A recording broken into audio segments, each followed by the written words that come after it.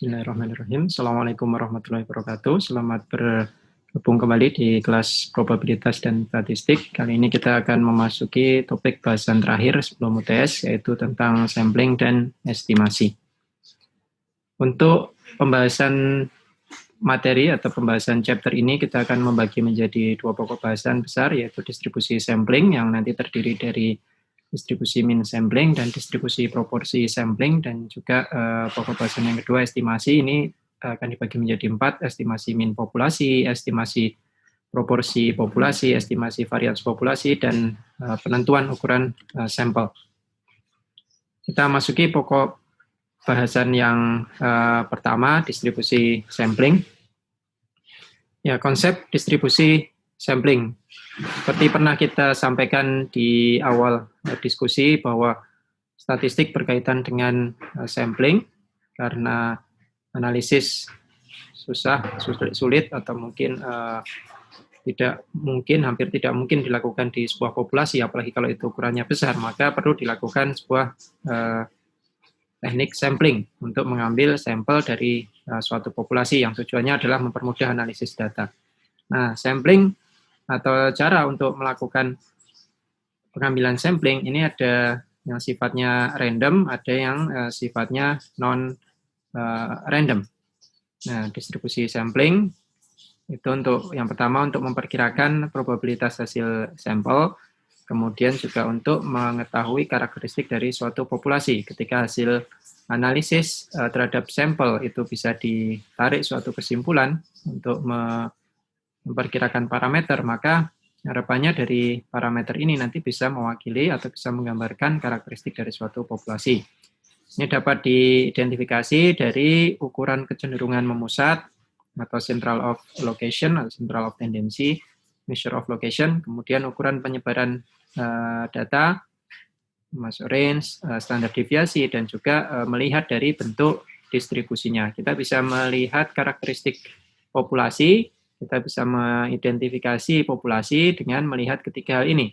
Jadi kecenderungan ukuran memusat, kemudian persebaran data, dan juga bentuk distribusinya. Nah, distribusi yang nanti akan kita bahas di sini adalah distribusi tentang mean sampling dan distribusi proporsi sampling. Yang ini diharapkan nanti bisa mewakili untuk melakukan analisis terhadap sebuah sampel.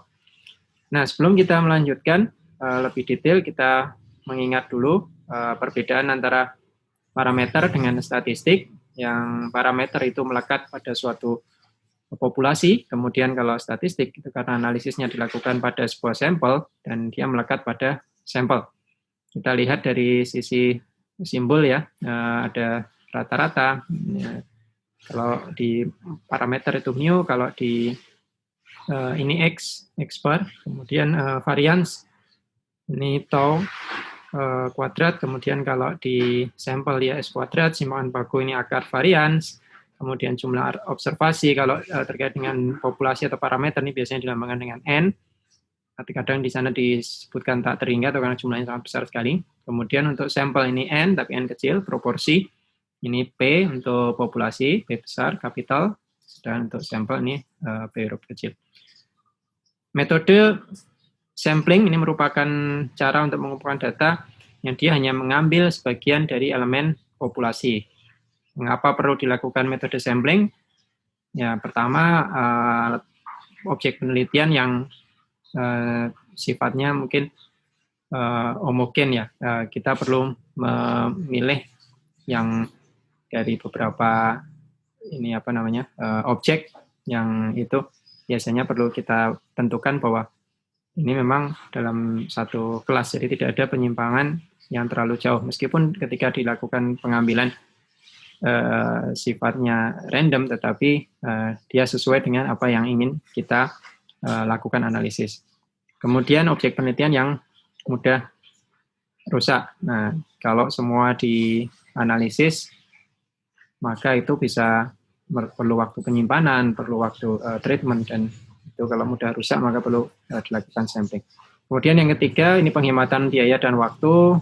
Ini jelas melakukan analisis terhadap sesuatu yang lebih sedikit, tentu saja lebih menghemat waktu dan biaya, dan Jika analisis terhadap sesuatu yang sifat lebih sedikit jumlahnya itu bisa mewakili yang besar, maka tentu akan lebih efisien. Kemudian yang keempat, masalah ketelitian. Nah, ini juga memang menganalisis sebuah populasi itu jelas lebih teliti, tetapi ketika hal itu tidak mungkin atau susah dilakukan, maka alternatifnya melakukan terhadap sampling, tetapi harus dipastikan bahwa sampling yang benar harus dilakukan supaya bisa menjamin bahwa nilainya tetap akurat dan juga hasilnya memenuhi faktor ini juga ya, telitian atau sensitif. Kemudian sampling juga dipilih karena ukuran populasi yang besar, kemudian yang keenam faktor ekonomis. Nah, konsep distribusi sampling terkait dengan metode sampling ada dua, tadi sudah disinggung di awal secara ringkas. Ini ada sampling yang sifatnya random dan sampling yang sifatnya non-random. Yang sifatnya random ada 4 macam, random sederhana, stratified, sistematis, cluster. Kemudian yang non-random ini sampling kuota, berdasarkan kuota hanya tertentu jumlahnya, kemudian dengan pertimbangan tertentu, atau memang karena jumlahnya cuma sedikit, jadi ya sampling seadanya. Teknik penentuan jumlah sampel ada 2 macam, pengambilan sampel kemudian dikembalikan atau pengambilan sampel tanpa dikembalikan. Jenis-jenis distribusi sampling. Distribusi mean sampling, yang pertama ini distribusi mean aritmatika dari seluruh sampel acak ukuran N yang mungkin dipilih dari suatu populasi. Yang kedua, distribusi proporsi sampling. Distribusi proporsi sampling dari seluruh sampel acak ukuran N yang mungkin dipilih dari suatu populasi. Ini perbedaannya pada ini ya, orientasinya biasanya. Pengambilan yang satu rata-rata, yang satu proporsi. Proporsi itu maksudnya pembagian dalam skala prosentase. Misalnya ada 2 bagian dari total keseluruhan itu nilainya berapa persen. Ini proporsi.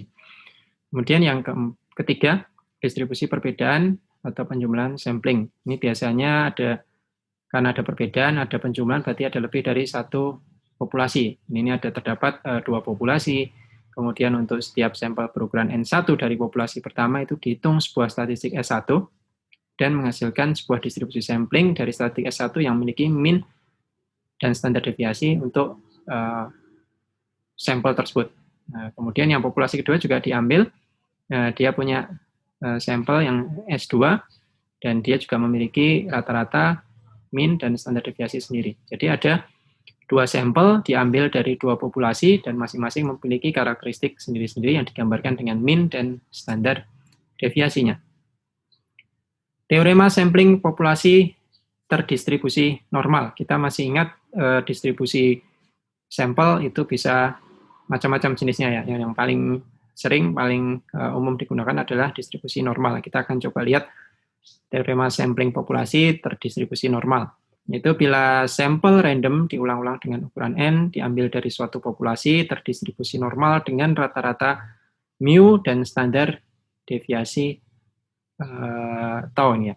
Maka distribusi sampling rata-rata sampel akan normal dengan rata-rata mu dan standar deviasi dengan ketentuan seperti ini. Jadi ini ada rata-rata populasi, kemudian dengan standar jumlah sampelnya sekian, maka nilai rata-ratanya adalah sampling rata-ratanya adalah rata-rata yang diambil populasi terhadap akar dari N jumlah sampelnya. Nah, distribusi mean sampling untuk pemilihan sampel dari populasi yang terbatas. Sekali lagi, perlu diingat populasi bisa jumlahnya sangat besar, mungkin tak terhingga, dan tak terhingga itu karena sangat besarnya ya, bukan berarti tidak bisa dihitung, bisa jadi tetap bisa dihitung, tetapi dia jumlahnya sangat besar, atau yang sifatnya terbatas, besar tapi masih bisa dihitung, misalnya sampel populasi mahasiswa di suatu kampus atau di suatu fakultas misalnya. Tentu saja populasi untuk fakultas lebih kecil daripada populasi sampel suatu universitas misalnya. Tapi itu sudah, ketika itu dinyatakan sebagai sebuah populasi, maka jumlah mahasiswa di tempat itu dianggap sebagai populasi.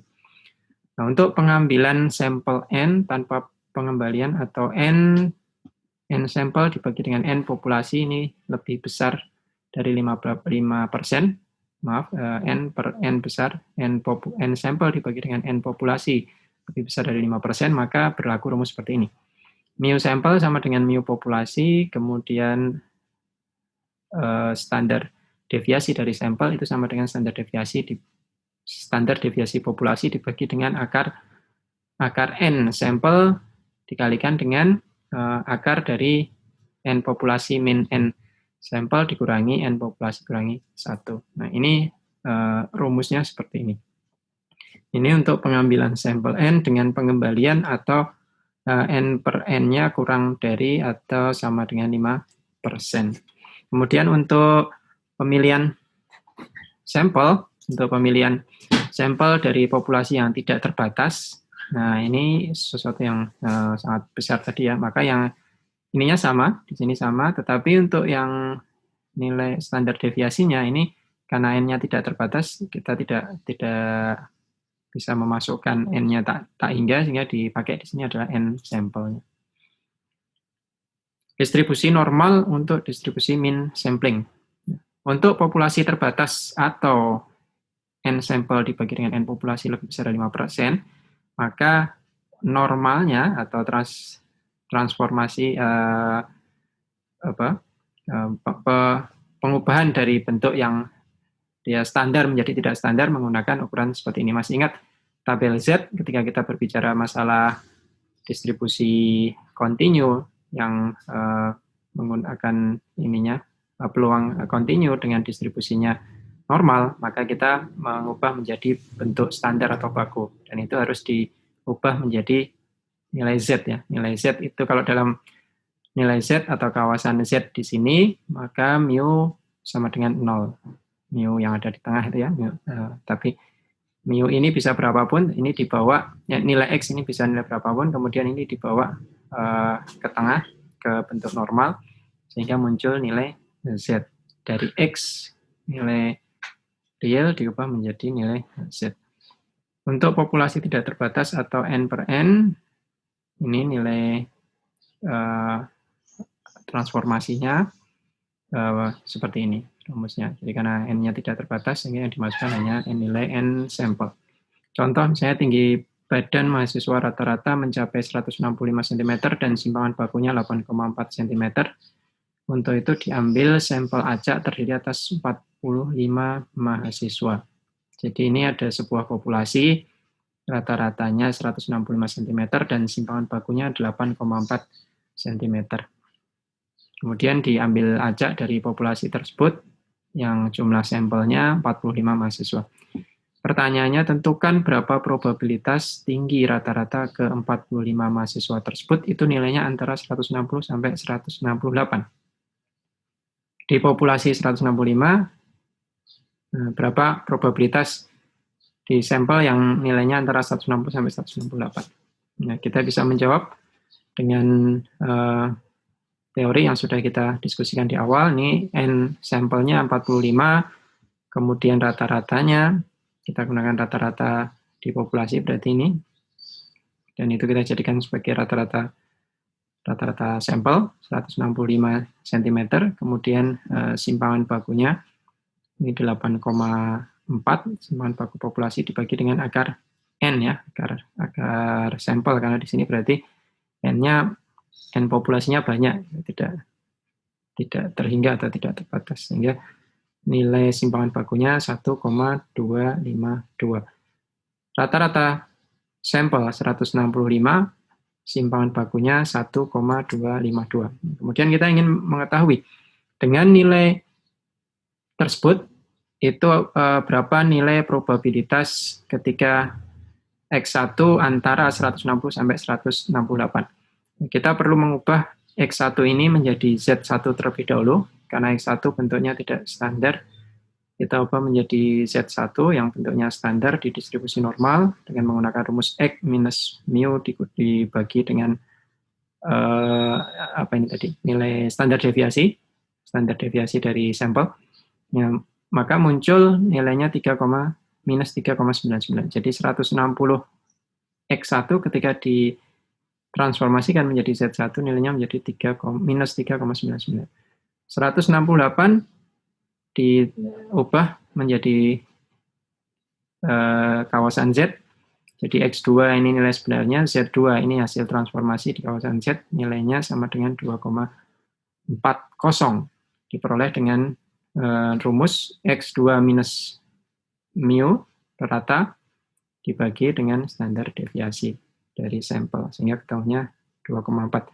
Nah, kita ingin menghitung, berarti kita lihat ini ya, peluang rata-rata nilai ke-45 mahasiswa antara 160 sampai dengan 168. Dengan bentuk notasi, berarti kita ingin mengetahui probabilitas yang tinggi badannya antara 160 sampai 168.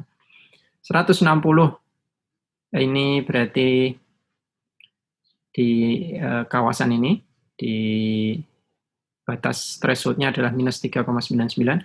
Kemudian yang 168 ini threshold-nya adalah 2,44. Kita masih ingat di tabel Z itu yang digambarkan adalah berupa sebuah area, luas area yang dia dibatasi oleh suatu nilai tertentu. Kemudian ini nilai yang ada di bawah threshold tersebut, yang ada di bawah kurva, maka luas area yang diperoleh itu menggambarkan sebuah probabilitas. Jadi kalau P antara 160 sampai 168, ini artinya kita harus mencari probabilitas di bawah 168 atau di bawah 2,4 setelah kita ubah bentuk bakunya, dikurangi dengan nilai atau luas area di bawah 160 atau setelah kita ubah menjadi bentuk Z, jadi minus 33,99. Sehingga kita bisa melihat di tabel nilainya ini 0,9918, kemudian yang ini minus 0,00003, sehingga nilai luas areanya atau probabilitasnya 0,99177 atau 99,17%. Itu adalah luas areanya. Proporsi dari populasi. Nah, kita setelah tadi kita bicara masalah min, yang kedua kita berbicara masalah proporsi. Namanya proporsi berarti kita menghitung satu area atau suatu nilai terhadap nilai totalnya. Ini disebut sebagai proporsi. Untuk proporsi populasi berarti X per N, kemudian untuk sampel ya berarti X per N sampel, ini populasi. Proporsi untuk pengambilan sampel dengan pengembalian atau jika ukuran populasinya besar dengan ukuran N sampel dibagi dengan N populasi kurang dari atau sama dengan 5%, maka menggunakan rumusan seperti ini. Jadi mu-nya sama dengan proporsi, kemudian standar deviasinya sama dengan akar dari proporsi yang dimaksud dikurangi 1 minus proporsi, jadi kebalikannya dibagi dengan N sampel ya. Kemudian kalau kondisi yang kedua, pengambilan sampel tanpa pengembalian atau jika ukuran populasi kecil dengan ukuran N per N lebih besar daripada 5%. Ini rumusnya seperti ini. Ini biasanya untuk menghafalkan, kita bisa melihat nanti kira-kira N-nya nilainya ada atau tidak. Kalau N populasi ya, kalau N populasi diketahui, biasanya dia akan merujuk ke sini, kasusnya ini. Kalau tidak, biasanya kasusnya di atas. Contoh, untuk kasus yang proporsi, setelah tadi kita min, kita melihat proporsi. Ada petunjuk kuat bahwa 10% anggota masyarakat tergolong dalam golongan A. Nah, kita lihat di sini ada ciri-cirinya. Ini 10%, berarti ini dia mengarah ke distribusi proporsi. Sebuah sampel acak terdiri atas 100 orang telah diambil. Tentukan peluang bahwa 100 orang itu, dari 100 orang itu akan ada paling sedikit 15 orang itu dari golongan A. Yang kita ketahui bahwa ada indikasi ini 10% anggota masyarakat itu tergolong masuk dalam golongan A. Berapa orang harus diselidiki agar persentase golongan A dari sampel yang satu dengan yang lain diharapkan berbeda paling besar 2%. Jadi berapa orang yang harus diselidiki? Ini pertanyaannya berarti berapa jumlah sampel. Populasi yang dihadapi cukup besar. Tahunya gimana? Karena tidak ada orangnya, tidak ada indikasi di sini populasinya seberapa. Jadi asumsinya ini cukup besar. Kemudian, nah ini proporsinya ini 0,1, maka ini 1 minus, di sini lambangnya P ya, 0,9, karena dia kebalikannya. Sama dengan kalau ada gagal 10%, berarti yang kemungkinan berhasilnya berarti ya 1 minus 10% atau 90%. Tentukan peluangnya bahwa dari 100 orang itu akan ada paling sedikit 15 orang dari golongan A. Nah, untuk ukuran sampel 100, diantaranya paling sedikit 15 tergolong kategori A, maka paling sedikit P-nya 15%. 15 golongan A berarti P proporsinya 15% atau 0,15. Kekeliruan bakunya adalah, kekeliruan baku ini standar deviasi ya. Ini berarti 10%, 0,1 dikali dengan 1 dikurangi 0,1, jadi 0,1 kali 0,9 dibagi dengan 100 sama dengan 0,03. Nah, 0,15 ini adalah nilai, ibaratnya ini nilai X-nya, kemudian ini nilai rata-ratanya, kemudian ini standar deviasi dari sampelnya. Jadi cara pandangnya sama, cuman munculnya dalam bentuk yang lain. Nah, sehingga di sini nilai Z, kalau ininya 0,15, mohon maaf, 0,15 itu di tabel Z dia akan dikonversi dan nilainya ditemukan 1,67 dengan data yang ada di atas tadi ya. Ini rata-rata populasi, kemudian ini standar deviasi sampel, ini nilai batasnya, karena di sini yang diharapkan 0,15. Dari tabel peluang sampel, karena ini normal berarti Z, akan ada paling sedikit 15 kategori A, sehingga kita perlu mencari yang lebih besar. Kalau paling sedikit 15 berarti itu di atas 15, atau peluang Z lebih besar daripada 0,15. Karena di tabel tidak ada yang seperti ini, yang ada adalah area, luas area yang itu dibatasi 0,15, artinya ya yang ada adalah yang ini. Nah, kalau kita diminta mencari yang lebih besar daripada 15, itu artinya kita mencari 1 dikurangi yang lebih kecil dari 0,15, sehingga 1 dikurangi, nah ini nilai P ini akan ada di tabel, sehingga bisa dicari ya, bisa dicari nilainya di tabel, sehingga ditemukan nilainya 0,0475 atau nilainya berapa ini? 4,75%. Kemungkinan kalau diambil 100 orang, maka 15% 15 orang dari yang diambil itu dari golongan A, ini kemungkinannya 4,75%. Berapa orang harus diselidiki agar persentase golongan A dari sampel yang satu dengan yang lain diharapkan berbeda paling besar 2%. Ini rata-ratanya 0,1, kemudian rata-rata berarti kalau kita bicara masalah proporsi, berarti ini proporsi ya.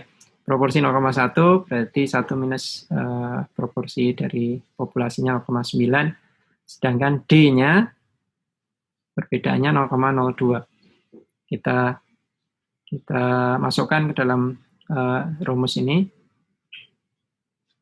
D ini berarti simpangan bakunya. Nah, dia harus kurang dari 0,2, maka yang kita dicari berapa nilai N-nya. Kita balik rumusnya, ini rumus aslinya seperti ini, kemudian ini harus kurang dari 0,02, makanya berapa nilai N-nya. Tinggal disesuaikan rumusnya, nanti ditemukan nilai N harus lebih besar atau sama dengan 225. Jadi, kalau mau mendapatkan perbedaan 2%, maka paling sedikit sampel itu harus 225. Jadi ini paling besar 2%, berarti tidak boleh lebih dari 2%, maka harus sampelnya itu paling sedikit 225. Karena semakin besar ya, semakin besar ininya berarti akan semakin kecil nilai N-nya. Atau semakin kecil nilai ininya akan semakin besar ininya. Kita lihat hubungannya dia terbalik, banding terbalik. Distribusi sampling lainnya. Nah, ketika itu melibatkan tadi yang kita diskusikan adalah distribusi satu sampling untuk mengetahui mean dan proporsi, tapi untuk satu sampling. Nah, bagaimana kalau lebih dari satu samplingnya, dari dua populasi, kemudian ada dua sampling, kita ingin mengetahui perbedaan dari dua sampel tersebut. Nah, ini ada kasus yang dicari misalnya perbedaan mean, berarti tinggal dicari perbedaan rata antara mean sampel 1 dikurangi dengan mean sampel 2. Standar deviasinya juga sama ini ya, tinggal dimasukkan rumusnya. Kalau itu terkait dengan menjumlahkan dua sampel, ya berarti mean dari sampel 1 ditambahkan dengan mean sampel 2. Standar deviasinya juga sama, dengan syarat sampel yang dipilih saling bebas, artinya tidak saling terkait, tidak mempengaruhi. Jadi dua hal yang berbeda. Sampling objek A, kemudian samplingnya objek B. Satu mobil Suzuki, satu mobil Toyota misalnya. Satu buah rambutan, satu buah durian. Nah, ini dua hal yang berbeda, jadi tidak terkait. Kemudian distribusi sampling beda dua rata-rata.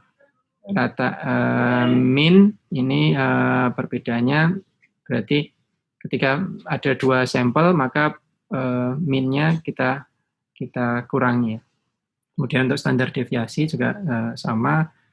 Nah, kalau itu terkait dengan bentuk normalnya, Z-nya, maka kita harus mengubah mengkonversi menjadi bentuk normal atau bentuk baku. Distribusi sampling beda dua proporsi. Kalau kita bicara masalah mean tadi yang pertama untuk dua sampel, kalau yang ini kita berbicara untuk dua populasi, tetapi kita ingin mengetahui perbedaan untuk kasusnya proporsi, jadi bukan mean ya, proporsi. Nah, ini proporsi untuk dua populasi, kemudian ini standar deviasinya. P-nya masih sama, proporsi, melambangkan proporsi, kemudian Z di sini, ini menggambarkan bakunya, kemudian ini proporsi perbedaan satu. Itu mungkin untuk pembahasan yang pertama. Kita akan lanjutkan nanti pembahasan di yang kedua. Terima kasih. Assalamualaikum warahmatullahi wabarakatuh.